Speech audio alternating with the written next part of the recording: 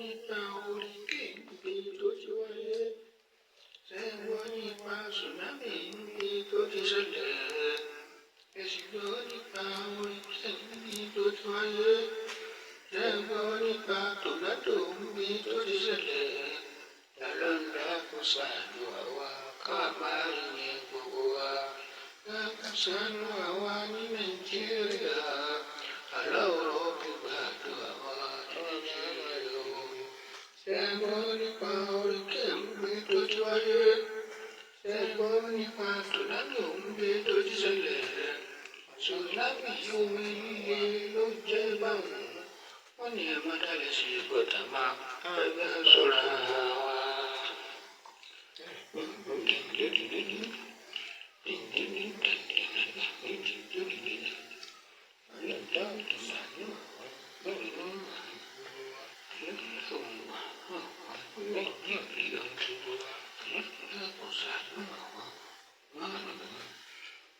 Gbọ́ nípa tsunami níbi tó ti ṣẹlẹ̀.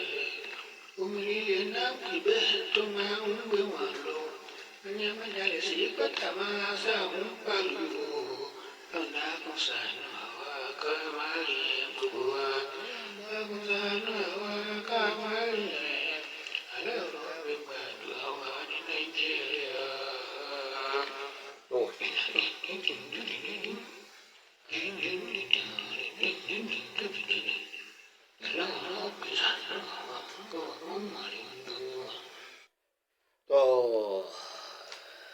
Ẹ káàbọ̀ sórí ètò ọmọ gbádùn tí oníyìí látún gbé wáyé ní ọjọ́ Sunday.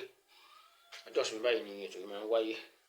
Èyí tí a wá wí lónìí ó bani lọ́kàn jẹ́ díẹ̀, ṣùgbọ́n Ọlọ́run tí ó mú wá náà ni ó tún tù wá nínú tí ó gbé ìdẹ̀kùn wá bá wa.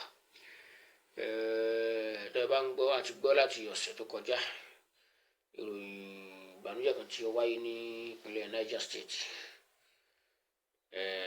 Ó ṣe tí ó ṣe lánàá. Omíyalé àgbàrá ya ṣọ́ọ̀bù ló ṣẹlẹ̀. Ní ọwọ́ tá à ń sọ̀rọ̀ yìí wọ́n ti sin wọ́n ní ọjọ́ Jímọ̀ tó kọjá wọ́n sin èèyàn 44 ni wọ́n sin. Àṣáájú àsìkò yìí wọ́n ti sin èèyàn 29. Wọ́n ní nínú fámìlì tí ó wà ní àdúgbò bìkínì ti ṣẹlẹ̀ àbọ̀ àdàkọ̀ ló ti ṣẹlẹ̀. Wọ́n ní wọ́n sì ń wá bí 100 èèyàn tí wọ́n á máa bò wọ́n wá. Wọ́n á tó ní ilé kéwù kan ní Mọ́gàrántà tí ọmọ kékeré wà bẹ́ẹ̀ pé àwọn ọmọ tí kìíní yìí tó gbé àgbàrá yìí wọ lọ wọ́n ń lọ bí 100. Wọ́n kékeré fa. So wọ́n ní òjò kan ló bẹ̀rẹ̀ tó rọ̀ bí ilẹ̀ bí láti alẹ́ dilẹ̀ mọ́ ó sì rọ̀ di bí ọwọ́ àrọ̀ṣà kí á tó mọ tí ń ṣẹlẹ̀. Àgbàrá bẹ̀rẹ̀ sí ní yalé, omi ń gbé àwọn èèyàn ń gbélé ń wọlé ń gbé so many things lọ. Wọ́n pẹ̀lú ẹni mọ́kúá ní Niger State.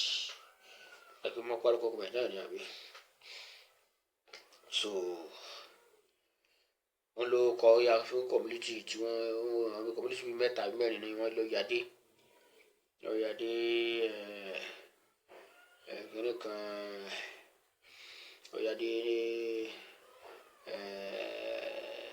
Kafin Masa ọ̀yàdé Anguwa Hausawa nínú local government yẹn náà Mọ́kọ́lá local government. So fún ìdí ìyá wa bá gómìnà Niger State kẹ́dùn Right Honorable Muhammad Umar Bago lẹ́gbẹ̀ẹ́ aṣòfin ni wọ́n wà tẹ́lẹ̀ ní Abuja kọ́lọ̀ tó wá sọ̀rọ̀ di gómìnà lọ́wọ́lọ́wọ́ báyìí. Àsìkò tí wọ́n try ní gbogbo òròyìn tí ó pé ni wọ́n sọ pé bàbá ìgbìyànjú wọ́n ń lọ bẹ gangan fúnra wọn ní kejì pé wọ́n ránṣẹ́ wọ́n sì kó oríṣiríṣi nǹkan fáwọn èèyàn. NEMA àti àwọn NEMA àti national wọ́n wá àwọn National Emergency Management Agency, àwọn SEMA àti state náà wọ́n àgbẹ̀yìn bẹ́ẹ̀ náà ń kó oríṣiríṣi nǹkan wá sókọ̀ fáwọn tí ó wà nínú ewu. So tí wọ́n sì ń ṣe search and wọ́n sì ń ṣe kí wọ́n ṣèdìbò tí wọ́n ń ṣe tí wọ́n ń wá gbogbo àwọn tí àgbàrá yìí ti gbé lọ tí wọ́n ń gbìyànjú àti rí wọn padà dáwọn padà sáyé. So ó jẹ́ tọ́ba lọ́kàn jẹ́. Wọ́n sì ní àwọn tí máa ń wo kíní bóyá ní mẹ́tìkọ́ ni tí wọ́n máa ń wo òye bó nǹkan ní báwo ní wẹ́dà sí rí. Wọ́n ní ká máa retí tọ́jọ́ bẹ́ẹ̀ ní state mọ́kànlélógún 21 states pé flooding lọ́dún yìí o ká máa retí tọ́jọ́ bẹ́ẹ̀. La fi ní ká tètè pa ara wa ní ká fa ara wa ní etí ẹ̀yìn ká ṣèmọ̀ràn láàrin ara wa pé ẹ wá kó láṣẹ lórí awífúnni kó ló dà lágbàjá kàdé natural disaster ni à ń pè léyìí ní inú èdè ìbò kì í ṣe àwa la fà á ṣùgbọ́n kí ni a lè ṣe tí yóò fi dín ọṣẹ tó fẹ́ ṣe kù ọṣẹ tó wá kí bá a ṣe tí yóò fi nílé tó ṣe ó le látara pé àwọn gọ́tà sí wa tí àgbàrá ń gbà kọjá ká máa kó déédéé ìtawá wí lórí ètò yìí káwọn yìí máa kọ́lé sójú àgbàrá má níjọ́ ọ̀nà àwọn ọgbẹ́ kódà àbí tó lówó ní ojú omi ló kọ́lé sí ojú àwọn ọlọ́pàá lẹ́sà kì í ṣe tó dáa gbọ́dọ̀ sórí ẹ̀mọ́ nísìn gbogbo náà láàrin gbogbo tó ti láàrin gbogbo tó yí ti ń bá dé so ìlànà ní àwa wí fúnra wa ìyẹn ní mẹ́sẹ̀gì ti tò ní ó kọ́ mi padà sábẹ́ Ibrahim Lákìtàn yìí rántí sọ fún yín láti ilẹ̀ ha ètò ẹ̀ ń gbádùn ní tàṣí lọ́wọ́ yìí abala ti èdè ìbórè abala ti èdè Yorùbá wà jẹ wa àwa sọ torí àwọn tíkìnì kan wọn gbọ́ Yorùbá so àwa ṣe ní kúkúrú gángan rẹ pẹ̀lú sọmúrì ti awí ìlédè ìbò fún àwọn tí ọkàn gàgán láti mọ̀ pé àbá wọn kẹ́dùn so this program we call Elagbadun Yoruba language but in English language we call it let's embrace peace. Let's embrace peace. Let us, all of us, embrace peace across the globe. So this is where we discuss about how do we sustain the peace that is already existing in our community, and what do we do to avoid conflict, to avoid skirmishes, to avoid jeopardizing the existing peace in our community. What do we do to make life better than the way we made it? So we hereby condole. We hereby how do I put it?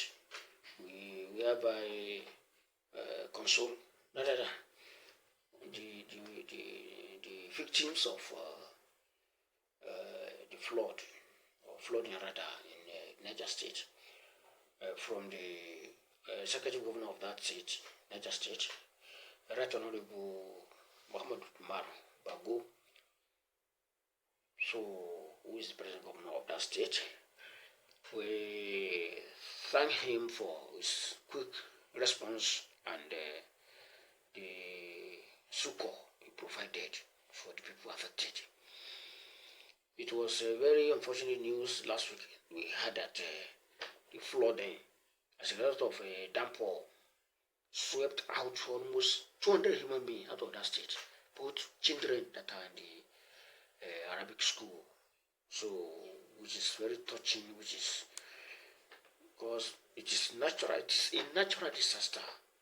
But from our own side, from recommendation of this studio, this program, there are things we can do, or we could have done rather, or that we used to do that is not enough, and we need to emphasize, and we need to reiterate, to lay more emphasis, or so that to avoid the occurrence.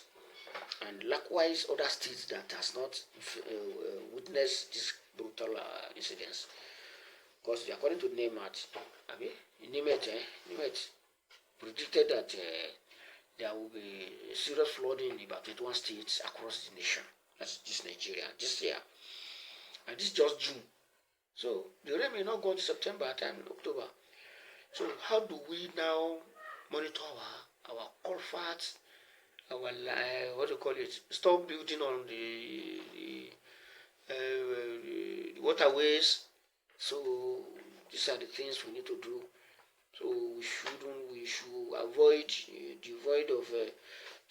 the dumping refuse on the canals. So that is the message this morning of this program that we come to preach to our listeners across the globe. We should take lesson and learn lessons from what happened in Niger State as we mourn along with the people that are affected. So may God accept the soul of the victims and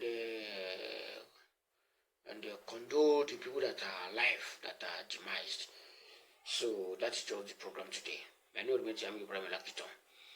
So please listen to us on weekly basis every Sunday. We do the English fashion program on Thursdays, but this one we have to join both English and Yoruba together so that we will understand the message in the content. Thanks for listening, and may God bless you all. Just listen to the closing